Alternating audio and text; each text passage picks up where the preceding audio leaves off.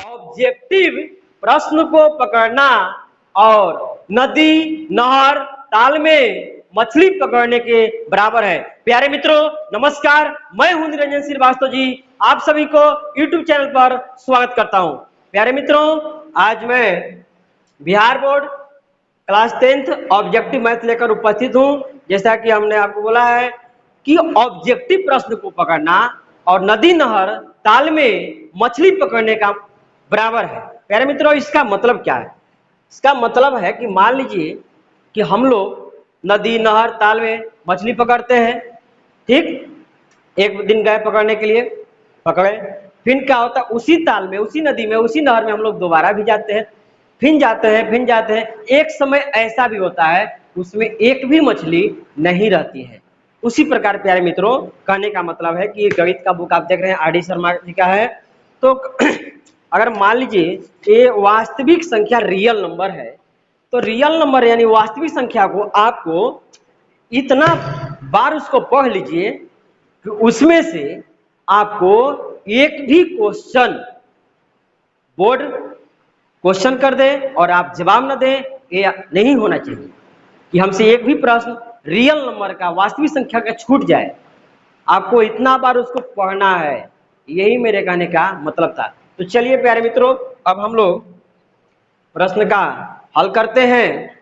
प्रश्न नंबर 1 है कि वृत्त के व्यास के छोर पर खींची गई स्पर्श रेखा क्या होती है भैया?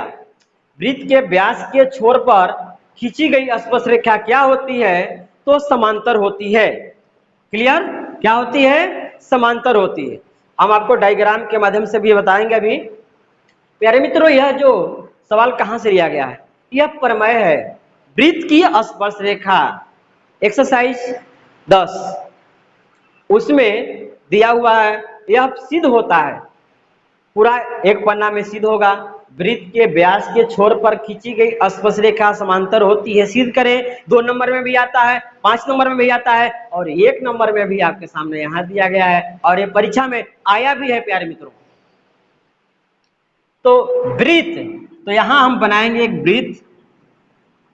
वृत्त के व्यास, भैया व्यास क्या होता है? यही ना होता है बीचे बीच वाला लाइन, ठीक।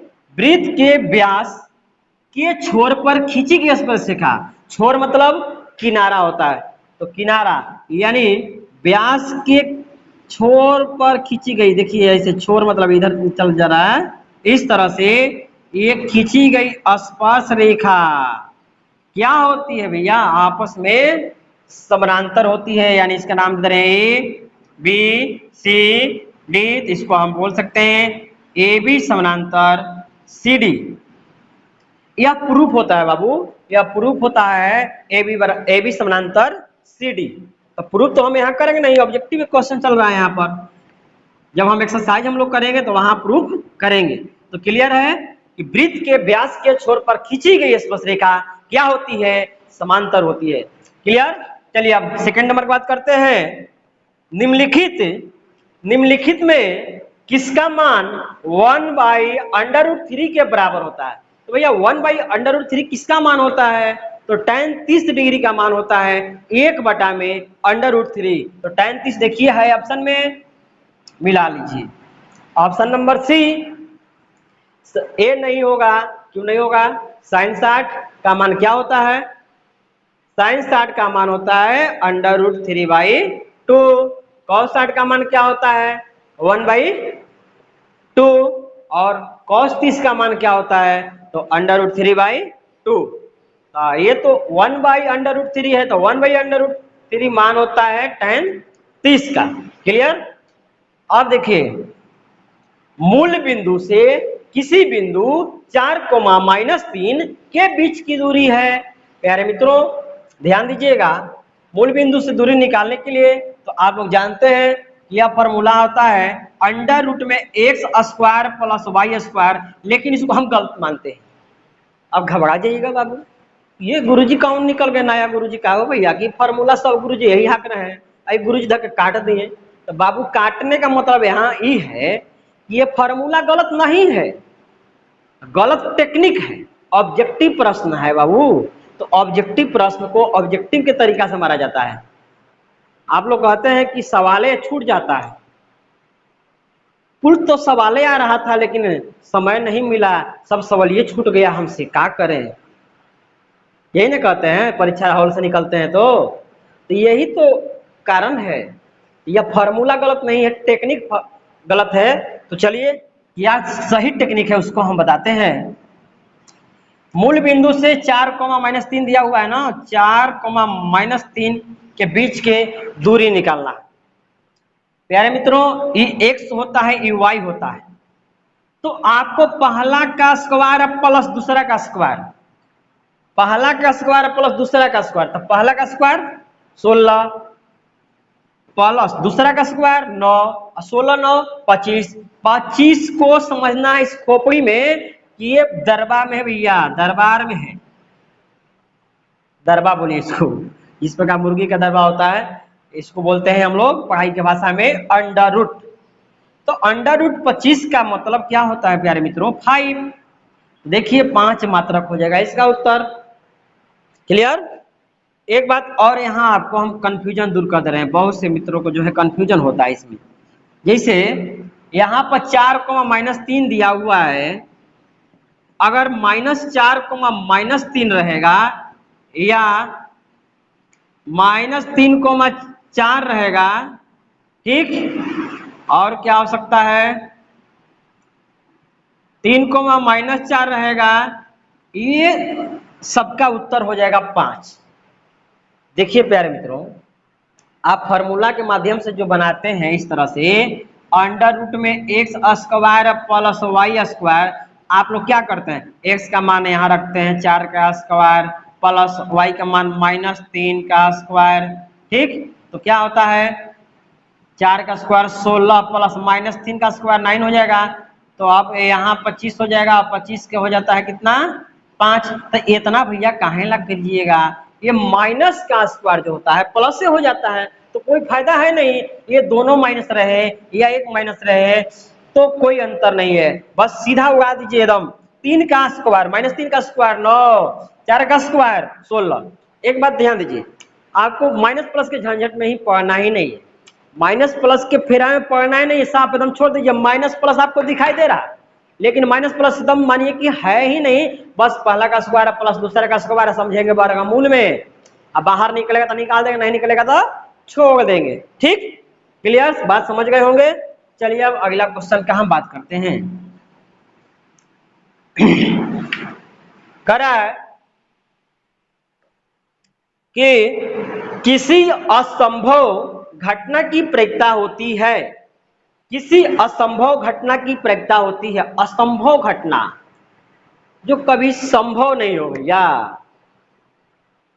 तो असंभव घटना की प्रक्रिया होती है तो 0 होता है, 0 होता है, ठीक। अब इसका उदाहरण अगर आपको सही में जानना है कि कैसे 0 होगा, ये तो रट्टा मालूम हो गया कि किसी असंभव घटना की प्रक्रिया होती है तो 0 होता है। आप लोग रट लिए हैं इसको, रटिए मत भैया, कहाँ ना रट रहे हैं। उदाहरण समझ लीजिए, यहाँ जब एक पासा को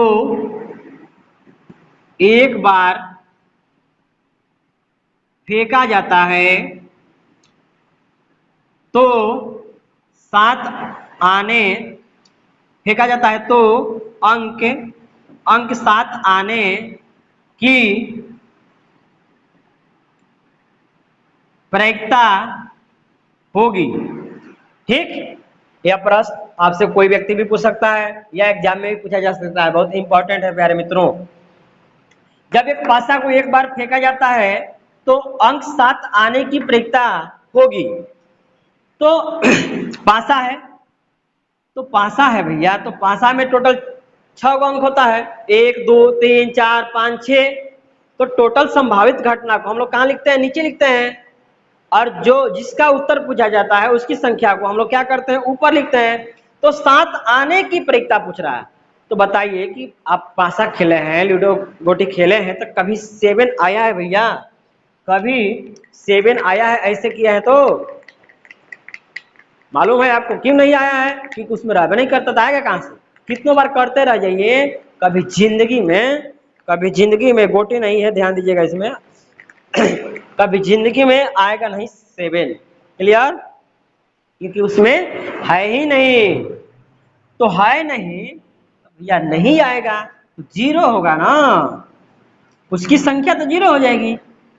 अरे ना एक आएगा, ना दो आएगा, ना तीन आएगा, ना चार अरे सॉरी, एक आएगा, दो आएगा, तीन आएगा, चार आएगा, पांच आएगा, छह आएगा, लेकिन अगर सात का बात हो तो सात आएगा ही नहीं, तो उसकी संख्या तो जीरो हो गया ना। तो 0/6 का मतलब क्या हो जाता है प्यारे मित्रों? जीरो हो जाता है। जिस प्रकार से अगर यही सवाल रहता, जब एक पासा को एक बार फेंका जाता है तो अंक अंक पांच अंक पांच आने की प्रयोजकता होगी, तो उसमें पासा में 1 2 3 4 5 6 तक होता है, तो 6 तक होता है, तो पांच आने की, तो पांच हम लोग गिनते थे, पांच कौ है, तो पांच में एगो है, तो हम लोग ऊपर में एक लिखते थे, तो 1/6 होता था आंसर। लेकिन सात आने की पूछ रहा है ना भैया, सात आने की, तो सात देखिए तो इसमें कौ है? एको नहीं है, तो एको नहीं है मतलब जीरो, तो 0/6 मतलब जीरो हो गया आंसर। प्यारे मित्रों, यह रहा असंभव घटना का उदाहरण। ठीक, आपसे कोई भी असंभव घटना का उदाहरण पूछे, आप मान लीजिए कोई व्यक्ति पूछा आपसे कि किसी असंभव घटना की प्रयोजकता होती है, बाबू बताओ जल्दी कितना, आप रटे हैं जीरो होगा।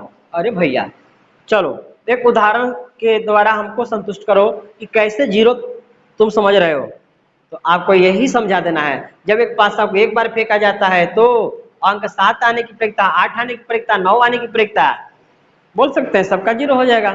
ठीक, बात समझ गए होंगे। चलिए हम लोग आगे क्वेश्चन पर बढ़ते हैं। आगे मैं यूक्लिड एल्गोरिथ्म का प्रयोग करने के क्रम में, यूक्लिड एल्गोरिथ्म का प्रयोग करने के क्रम में जब शून्य आता है तब उस चरण का भाजक होता है। प्यारे मित्रों, फॉर एग्जाम्पल में हम लोग देखेंगे दो और चार का अगर एचसीएफ का बात किया जाए, ठीक, कौन विधि से? यूक्लिड विभाजन विधि से। तो हम लोग क्या करते हैं, पहले भाग विधि से इसको बना लेते हैं, 2 दूनी 4, ये जीरो आ जाएगा। तो सूत्र होता है a बराबर BQ प्लस आर, जहां जीरो से बड़ा बराबर r छोटा b होता है।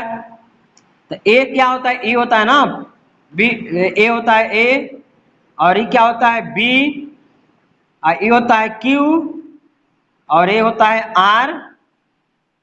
तो कह रहा है कि यूक्लिड एल्गोरिथ्म का हम लोग जब प्रयोग करते हैं तो उसमें शून्य आता है, तो शून्य आता है चरण का, तब चरण का भाजक होता है।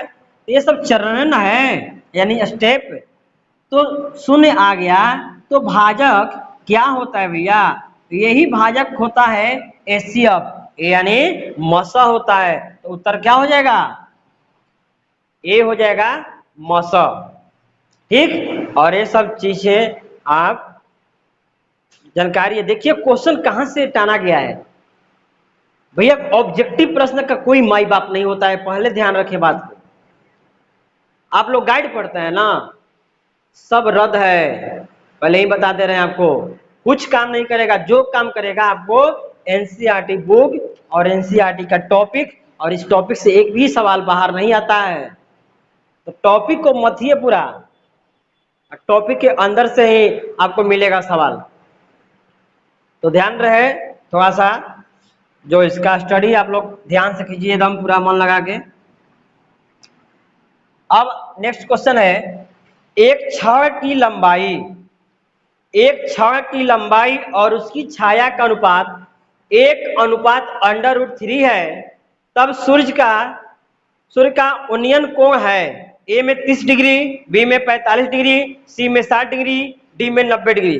प्यारे मित्रों देखिए, इसको हम मान ले रहे हैं छड़ है भैया, मैथमेटिक्स से इसमें मानना पड़ता है, नहीं है तो क्या करें, अब कहां से छड़ लाए हम?